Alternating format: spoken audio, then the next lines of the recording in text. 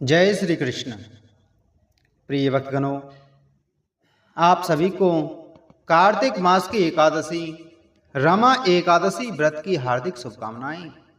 भगवान श्री कृष्ण आप सभी की मनोकामना पूर्ण करें और आप सभी के कष्टों को दूर करें।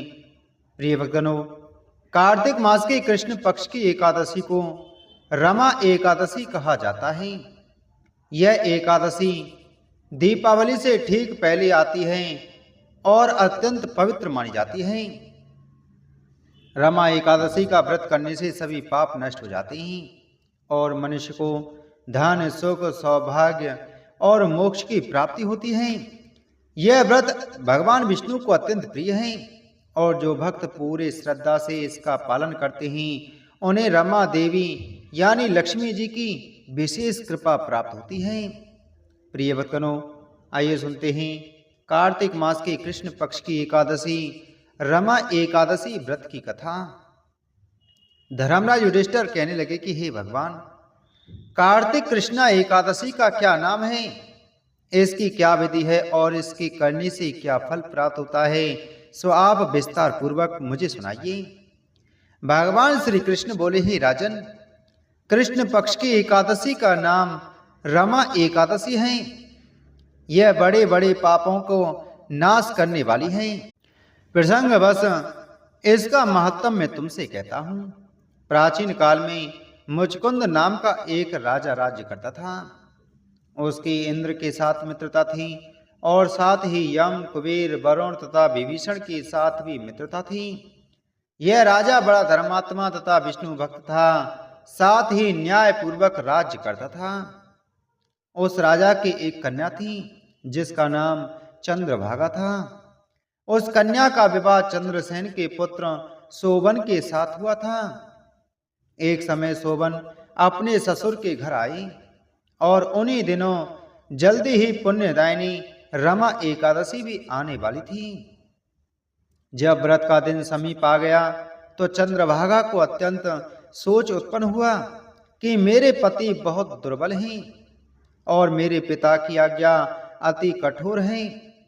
दसवीं को राजा ने ढोल बजवाकर सारे राज्य में यह घोषणा करवा दी कि एकादशी को भोजन नहीं करना चाहिए। घोषणा सुनते ही शोभन को अत्यंत चिंता हुई और अपनी पत्नी से बोला कि अब क्या करना चाहिए, मैं तो किसी प्रकार भी भूख सहन नहीं कर सकूंगा।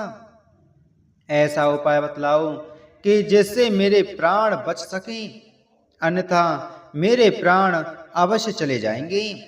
चंद्रभागा कहने लगी कि हे स्वामी, मेरे पिता के राज्य में एकादशी को कोई भी भोजन नहीं करता।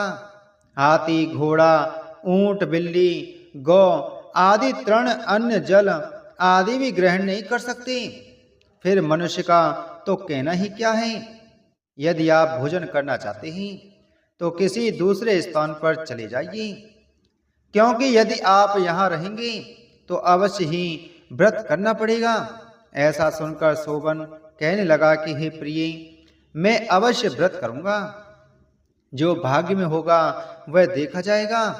ऐसा विचार कर उसने व्रत किया और वह भूख व प्यास से अत्यंत पीड़ित होने लगा।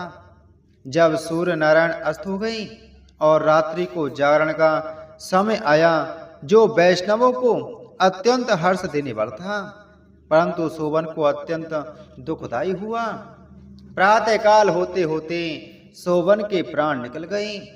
तब राजा ने सुगंधित काष्ठ से उसका दाह संस्कार कराया, परंतु चंद्रभागा ने अपने पिता की आज्ञा से अपने शरीर को दग्ध नहीं किया और शोभन की अंत्येष्टि क्रिया करने के पश्चात अपने पिता के घर में ही रहने लगी। रमा एकादशी के व्रत के प्रभाव से शोभन मंदराचल पर्वत पर धन धान्य से युक्त तथा शत्रुओं से रहित एक सुंदर देवपुर को प्राप्त हुआ।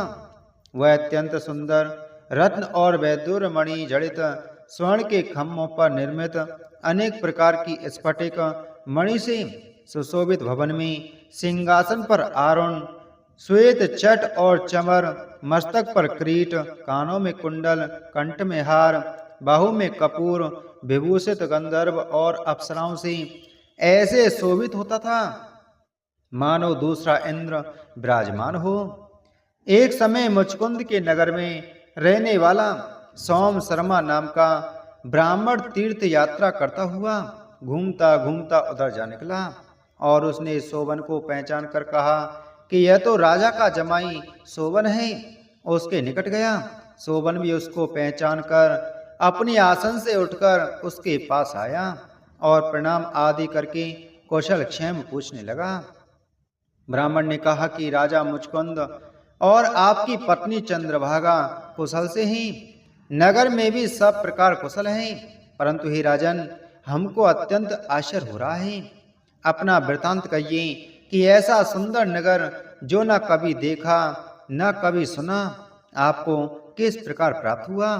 तब सोबन बोला कि कार्तिक कृष्णा रमा एकादशी का व्रत करने से मुझे यह नगर प्राप्त हुआ, परंतु यह अस्थिर है। यह सुनकर ब्राह्मण बोला कि हे राजन, स्थिर होने का कोई उपाय हो तो कहीं, मैं अवश्यमेव वह युक्ति करूंगा। मेरी इस बात को आप मिथ्या न समझें। सोबन कहने लगा कि मैंने इस व्रत को श्रद्धा रहित होकर किया है, अतः यह सब कुछ अस्थिर है। यदि आप मुचकुंद की कन्या चंद्रभागा को यह सब वृतांत कहीं तो यह स्थिर हो सकता है। यह सुनकर उस श्रेष्ठ ब्राह्मण ने अपने नगर में लौटकर चंद्रभागा से संपूर्ण वृतांत कहा। ब्राह्मण के वचन सुनकर चंद्रभागा बड़ी प्रसन्नता पूर्वक ब्राह्मण से बोली कि हे ब्राह्मण, यह सब बातें आपने प्रत्यक्ष में देखी हैं या स्वप्न की कर रहे हैं। ब्राह्मण कहने लगा कि हे पुत्री, मैंने महावन में तुम्हारे पति को प्रत्यक्ष देखा है, साथ ही किसी से विजय न हो ऐसा देवताओं के नगर के समान उसका नगर भी देखा है। उन्होंने यह भी कहा है कि यह स्थिर नहीं है। जिस प्रकार यह स्थिर रह सके सो उपाय करना चाहिए। चंद्रभागा कहने लगी, हे विप्र, तुम मुझको वहां पर ले चलो।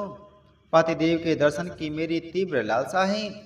मैं अपने किए पुण्य के प्रभाव से उस नगर को स्थिर बना दूंगी। आप ऐसा कार्य कीजिए जिससे उनका हमारा संयोग हो, क्योंकि वियोगी को मिला देना महान पुण्य है। सोम शर्मा वह बात सुनकर चंद्रभागा को साथ लेकर मंदराचल पर्वत के समीप वामदेव ऋषि के आश्रम में गया।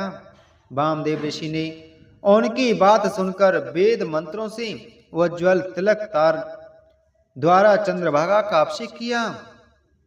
तब ऋषि मंत्र के प्रभाव और एकादशी के व्रत से चंद्रभागा का शरीर दिव्य हो गया और वह अत्यंत प्रसन्नता के साथ अपने पति के निकट गई। अपनी प्रिय पत्नी को आते देखकर सोबन अत्यंत प्रसन्न हुआ और उसको बुलाकर अपनी बाईं तरफ बिठाया। चंद्रभागा कहने लगी कि हे प्राणनाथ, आप मेरे पुण्य को सुनिए। अपने पिता के घर में जब मैं 8 वर्ष की थी, तब से विधि पूर्वक एकादशी के व्रत को श्रद्धा पूर्वक करती आ रही हूँ। इस पुण्य के प्रताप से आपका यह नगर स्थिर हो जाएगा तथा समस्त कर्मों से युक्त होकर प्रलय के अंत तक रहेगा। इसके पश्चात चंद्रभागा दिव्य रूप धारण कर तथा दिव्य आभूषणों व वस्त्रों से सुसज्जित होकर अपने पति के साथ रहने लगी। सोबन भी आनंद से रहने लगा। भगवान श्री कृष्ण कहते हैं कि हे राजन, यह मैंने रमा एकादशी का महत्तम कहा है। जो मनुष्य इस व्रत को करते हैं उनके ब्रह्म हत्या आदि समस्त पाप नष्ट हो जाते हैं। कृष्ण पक्ष और शुक्ल पक्ष दोनों एकादशी समान हैं, इनमें कोई भेदभाव नहीं है, दोनों समान फलदायी हैं। जो मनुष्य इस महात्म को पढ़ते अथवा सुनते हैं उनके समस्त पाप दूर होकर विष्णु लोक को प्राप्त होते हैं। बोलो एकादशी महात्म की जय। बोलो विष्णु भगवान की जय।